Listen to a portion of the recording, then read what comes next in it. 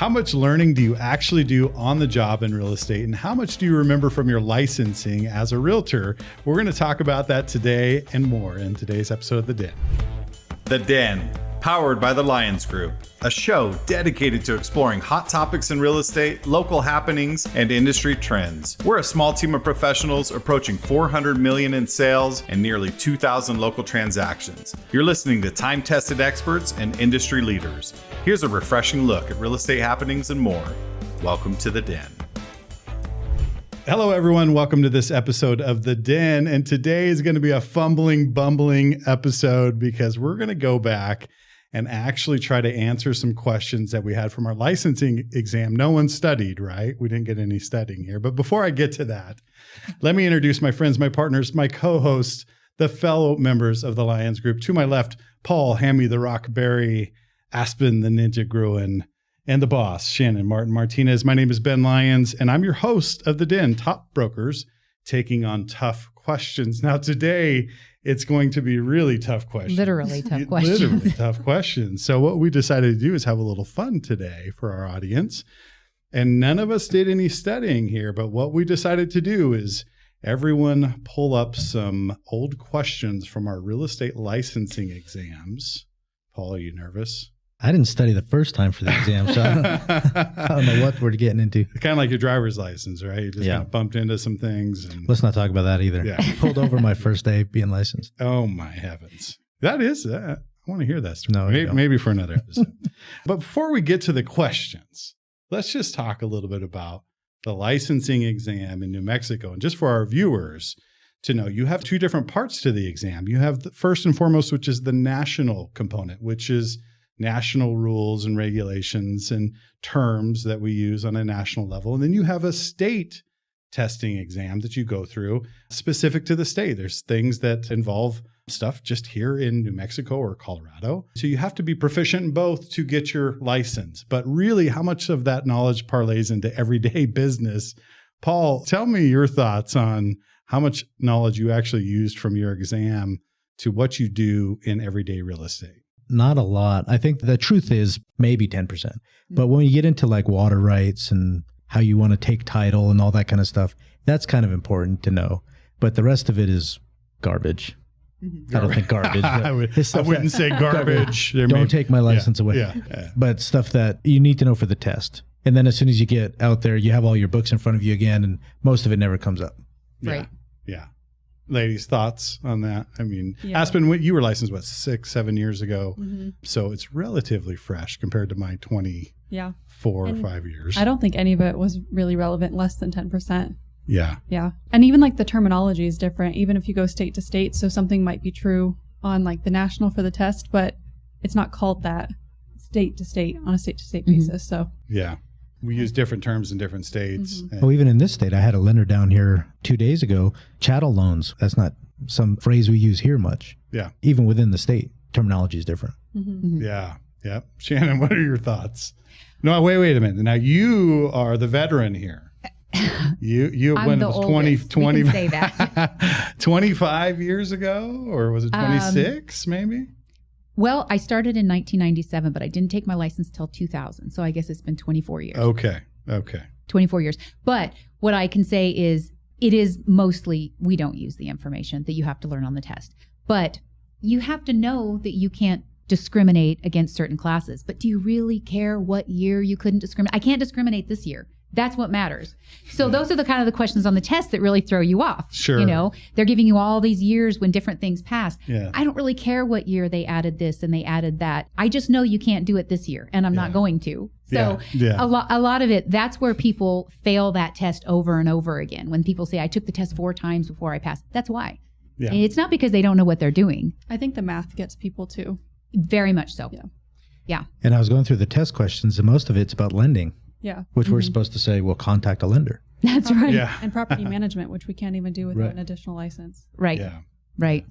So it's very specific. There's a lot of specific veins. I'm just curious, and I'm wondering if the people that put these tests together want you to have some base knowledge of everything related to real estate, even commercial. Like a lot of people just never even touch commercial. But there are questions in the exam about commercial properties. And like you said, that's where some of that math comes in. For me, it was like the square footage of I'm like, how do I do this? How do I do this thing? I got a whole bunch of boxes on my thing. The guys, you didn't have calculators yet when you took it, right? Well, I had to pull off my socks and count fingers, and I moved to toes, and somehow I got through it. But yeah, that's not even relevant these days. I mean, usually we have appraisals we can take square footage off of. We have assessor records. We have maybe building plans or something. But back, we used to go out with our measure tape, and you would measure the complete house. You would draw your sketch, you would measure the exterior, you would cut corners and walls and use fractions and things. We would get out there with our little roller and you would walk the edge of the property to find out how big your property was. We don't do this stuff anymore. Yeah. You still have to learn it, I'm sure, for the exam, but but that was something that was relevant when we first started. And of course now people wouldn't even have the first clue how to do that. Yeah. Yeah. Have you ever used like a roller measure? So the first day that I started working, I was working at Coldwell, and they gave me a roll measure. Yeah. The first day, when I was like, what is this? I was like, I got a laser one. I used it for a little bit, and then I was like, this is ridiculous. So then I started using the laser measure. It was a little bit easier. Paul just used to pace off. My foot's a foot. Yeah, my foot's a foot.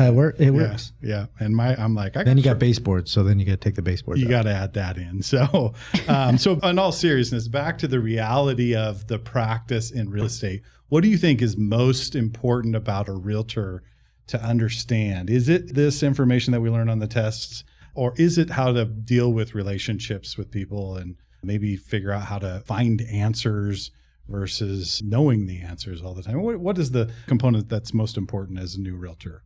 I think knowing your contracts inside and out, because especially in New Mexico, it is a lot of paperwork, much more than in Colorado. If you don't understand your contracts and what you can and can't do, I think that's where you could get into a sticky situation. I think that's why most realtors get in trouble the first 2 years, typically, is when if you're going to get in trouble for something, it's normally the first 2 years. And that makes sense, because if you're just filling it out how you were told and you don't know why you're doing it that way, I think that can get you in a sticky situation. And the test itself doesn't really have any questions about the contracts we use. No, that's the broker basics class. You go to a week's class, and that's when they teach you all that. But I think the thing for realtors that isn't taught in any of these things is sales, interpersonal relationships, conflict resolution, negotiating, and other things that we actually do day to day. The contracts is kind of the basis, but then to obtain a client, keep a client, handling emotions and all that kind of stuff, to get it to closing, it's not in any of these questions. Yeah. Emotional intelligence. I was just going to say EQ is huge, because being on that tipping point, especially when you just got a lot of stress, I've got a lot of tough deals right now. You're handling it well, though. Yeah, I'm still smiling. Yeah, no, I'm not. It's like the guy who's smiling. We're lucky he's dressed today. That's right. We hardly noticed you crying when you came in the office this morning. Is that what the box of tissues were for? It's like the guy who's drowning but smiling as he goes underwater. That's part of this business. And I just wanted to ask those questions, because I think it's important for people to understand that this business isn't about what you learn for the licensing exam. That's, like you said, that's 10% of it. It really is about your understanding and your diligence on those contracts. But most importantly, and correct me if I'm wrong, how you deal with your clients, how you deal with other realtors, how you deal with your broker, how you deal with stress in general. That's why I think the ethics portion of the class is so important. Sometimes we cross those ethical lines. Well, not us, but other people can cross an ethical line without even knowing that they are. And I think that is an extremely important element that maybe they don't spend enough time on when you're doing the class, is teaching you where you're going to cross those lines. When you think you're being helpful, or you think that you're doing the right thing by your customer or by somebody, another realtor or something of that nature, and you don't realize that you're actually crossing lines there. So that's probably something they need to put maybe a little bit more in emphasis on. Yeah. Now they do require that once every 4 years. Yeah. But that kind of goes back to what Paul's saying when you talk about interpersonal communications. That's what it really goes back to, is those things are far more important than, what year the Sherman Antitrust Act was passed. Yeah. Don't collude and you're okay. Or the Fair Housing Law. You're right. What year it passed doesn't matter really. They focus on those things a lot in the test. Yeah. But they're not really that relevant to us. Well, enough with this jargon and chit chat. No, we're trying to waste time, so we let's don't have to get to the Yeah. questions. let's get down to business. Yeah, I don't want to have to answer a question. Oh my gosh! So for our viewers, I'll say. Well, let me say this. Okay. My instructor, back when I took the class, it was 70 to pass. I think he says, "What is 71?" He says, "Bragging." yeah, So you just got to pass, Gotta pass. because Right. then this all goes out the window. So I only got a 71. Okay, all right. Well, I got a 70.5, so you were ahead of me. I have to say, and I'm going to brag a little bit. So when I actually took my first test, I had been in the industry for 3 years before I took my test. So I passed with 90 something. I think I missed 1 or 2 on there, which was phenomenal. But then I went back a couple years later to get my broker's license. And back then they didn't call it a qualifying broker. It They was, just called it a broker. yeah, you're either sales associate or a broker. So I went back to get my broker's license and I failed. And I thought, how did this happen? And I was a little too cocky, but Yeah. I did go back the next day and I passed, and I barely passed. It is hard. Well, that would it be is hard. Aspen right now with her driver's license, because driving that Tesla. Oh my I mean, gosh, what are you for gonna- real. I was driving Bryson's truck and I forgot to put it into park and I forgot to turn it off. It was bad. I was like getting out of the car and it was like, beeping. Yeah, Like, what's beeping this and starting to dinosaur that roll. I'm driving Yeah. around where you Yeah. have to think for yourself? Yeah, it was bad. Yeah, okay. So here's how we're going to do it. I'm just making this up. Fly by the shorts, right? Winging it. Winging it, Lyons. I'm just going to make this up. Okay. So Shannon, you got your question up, or Paul? I don't know. I've got a whole list of some. Because I'm going to hit Aspen with one, right? Okay. Okay. You ready for this? Yep. All right. We'll go across, and then they can go across. Okay. So there's no cheating here. Let me get you a good one here. Oh no, I thought we were all going to get a guess and then I was just going to go with majority. Yeah, no, no, this is on the spot. Okay. Is that this one may be a softball to you. A lender is required under the Truth in Lending Act, we call that TILA, to furnish an applicant for a real estate loan with a copy of blank. This document must be given to the borrower before the borrower can be obligated to repay the loan. A, amortization schedule. B, disclosure statement. C, deed. Or D, financial statement. B, disclosure statement. Oh, softball it is. She knocked it out of the park. Okay, go easy on me, Aspen. Okay. I came prepared and I circled the ones that I was going to read. Oh, Lord.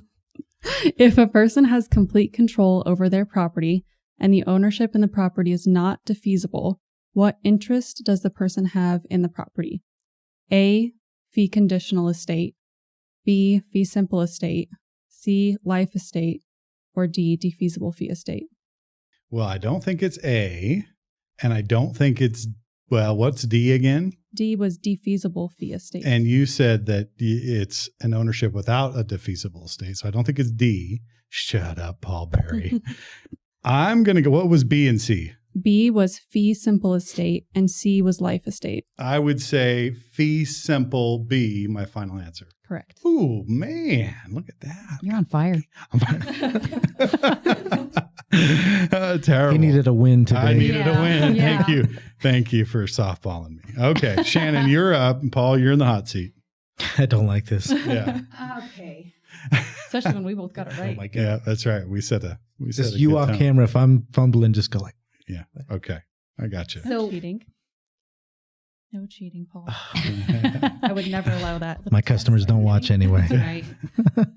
Which of the following is protected by the Federal Fair Housing Act? Is it behavior, age, marital status, or minor children? And It's not A. What was We know that. behavior. Age, Yeah, behavior is not Yeah. protected. age, marital status, or minor children. See, this is why it's they tricky. added because they've added stuff. Yeah, because Yeah. this is what's tricky. This one is that tricky. All of these are protected somewhere. Yeah. Yeah. So that's right. it's either But it's where either are they protected Yeah. Yeah, here? it's either B or C. Which one? Which one? Dun, dun, dun, C. dun. D. Minor D. children. See, that's what I'm saying. They're all protected, but they're protected under different acts. So that's one of the things that becomes so tricky on the test. Yeah. Is Yeah. you know that they're protected, but which act, which and act, which year? All right, I got one. See, and I would have That's a said hard one. I would have said married. I would have said married. That's what I there. said. Yeah. That's what he said. Marital status. Yeah, but it was minor children. Wow, incredible. I'm glad you got that one. All right, Paul I Berry, know. you're Sorry, up. Paul. That's all right. That's all I'll right. give you an easy one next Yeah. time. This one's a hard one. Let me. See, I'm gonna Oh, get it. Lord. No, I got it wrong. So you got to get this one. The law in all states provides that contracts for the sale of real estate or an interest in real estate are unenforceable unless they are in writing and signed by the parties. What law is this? Oh. I'm thinking, yes, that's Yeah, that's correct. right. That's right. Yeah. We're good. Oh, Okay. what law is Move that? on. Yeah, that's right. A, statute of limitations. B, statute of estoppel. C, statute of real estate. Or D, statute of frauds. Statute of frauds. Thank you. I just, right. needed, Wow. I just needed a refresher. I couldn't think of what it was until There you go. they were- That was good. That was good. Okay. So far we've only had one person miss and miss miserably, but I'm not going to mention any names here. Are we recording? We are. Okay. Now So when you call the Lyons Group for a consultation, I know which one to call. that's right. I usually have an open book, so. Okay. So this is a little bit trickier, Aspen. Okay. Okay. Blank is not part of the property manager's responsibilities. A, fairness and honesty. B, keeping up with rental rates in the area. C, telling the owner the market value of the building. Or D, keeping up with vacancies, C. which is not part of the property manager's responsibilities. And you are correct. Telling the owner Dang, the you're market good. value of the building is not the property manager's responsibility. That is the realtor's responsibility. And a property manager typically is a realtor, but a selling realtor's responsibility. Okay, Oh, you're up. okay. Eek. I'm up next. This one was hard because it's different terminology than we use, but I think you'll get it. A parcel of residential real estate is held in a life estate. The life tenancy is held by a woman, and she is the measuring life. Her nephew is the remainderman. The life tenant wants to take a loan using the property as collateral. Which of the following statements is correct? A, no lender will lend the money when collateral is real estate held in a life estate. The remainderman's signature on the loan documents is irrelevant to the lender's security interest in the realty. C, because she is merely a life tenant, the woman holds a non-freehold estate. Or D, both the life tenant and the remainderman will need to sign the loan documents to protect the lender's security interest in the property. Oh, and I'm wondering if that's like a reverse mortgage type of thing. I would go D with that both parties need to sign. Is that correct? Correct. Yep. Ooh, I would have went B. man. See, I would have got it Yeah. wrong. It's Wow. hard when the terminology is different Yeah. than what Uh-huh. we use day to day. Yeah. Oh, man. Whew. I'm sweating a little bit. Right. What do you Paul. All right, Shannon, you're up. Hit Paul with a curveball here.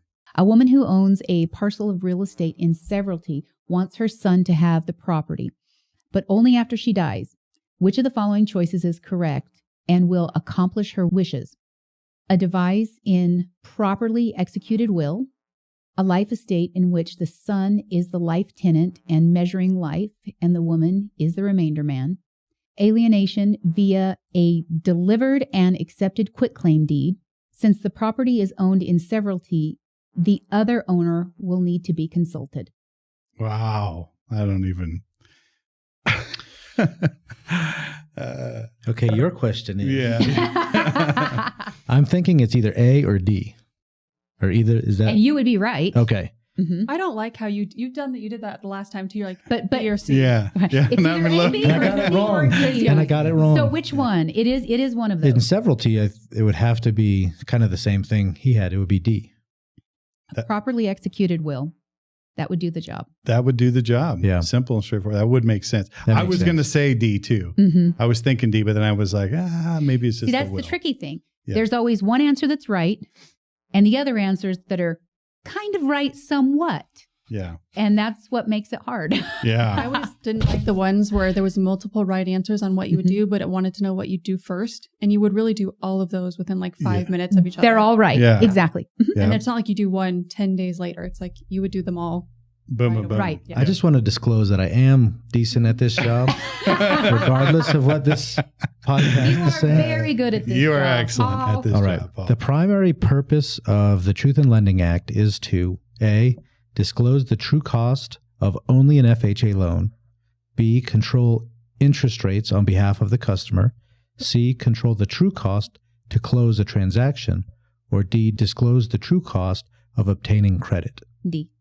Yep. Oh my She gosh. studied. You want to give this one a roll or what? I need harder questions. Oh my gosh. Okay, so I've got one for everybody here. This one's a little odd, but the process that involves covering a landfill with 2 or 4 feet of clay like soil, planting grass on the soil, is the process of Capping. good Lord Almighty. How Is did that you right? know that? That is Wow. correct. Commercial stuff. Yeah. Good. Yeah. See, Good I don't work. do commercial stuff. That was So- out of my. The first answer was soiling, and we don't want to. No one wants to soil. Nobody wants to be that guy. Yeah. And then capping, chipping, and remediation. That's good work, Aspen. All right. Thank you. Okay. I'm nervous. Very good. Very Yeah, good. Very good. You've gotten nervous. You got the last. Yeah. You got it. I got Okay. lucky. Your neighbors use a portion of your property to reach their guest apartment, which is on their property. As far as you can recall, you never gave them permission to use your property, and you discussed with your attorney the possibility of preventing the neighbors from using your property. Your attorney explains that the ownership of the neighbor's real estate includes an easement appurtenant giving them the right to use that proportion of your property. Your property is the blank. A, leasehold interest. B, dominant tenement. C, servient tenement. Or D, licensed property. I'm going with C, servient tenement. Correct. Ah, I like that. I remember that. I was thinking when they first asked that question years ago, I was like, why is that not the dominant parcel? Because it's allowing the easement, and it's the exact opposite. Mm-hmm. Yeah. You know, it's funny because I've gotten every one of these right except for the ones Dude, asked that- to me. Paul. Shut up. So rude. Ah, sweet. probably too easy. my Yeah. fault. We- Yeah. Yeah, throw them a softball. Okay. I'm gonna No. do that. Yeah, no. Go easy. I'd rather be like, I had the hardest questions. I got them wrong. Okay. An agent, broker, or lender who is blockbusting is trying to scare owners in the neighborhood into selling their property. True or false? They're blockbusting. Are they trying to scare people into selling their property? Sure. Yeah. You are right. Yes. That is I was trying to. That's I was- true. That is all I could think of was all the steering definitions. Well, you got redlining. You got redlining, Redlining and steering, steering and blockbusting, blockbusting. right, Yeah. and they're all just, Yeah. Just don't do it. Okay. yeah, Last you just don't do it. It Yeah. doesn't matter what year you were told not to. last one, Paul, and then we got to move on. Get her good. See, I can say that because She's not. You know, we are good Yeah. friends, Paul. We are good We're like Okay, this. this is a story here. For the past 30 years, the Stone family has operated a neighborhood grocery store. Last week, the city council passed a zoning ordinance that prohibits packaged food sales in the area where the Stone's grocery store is located.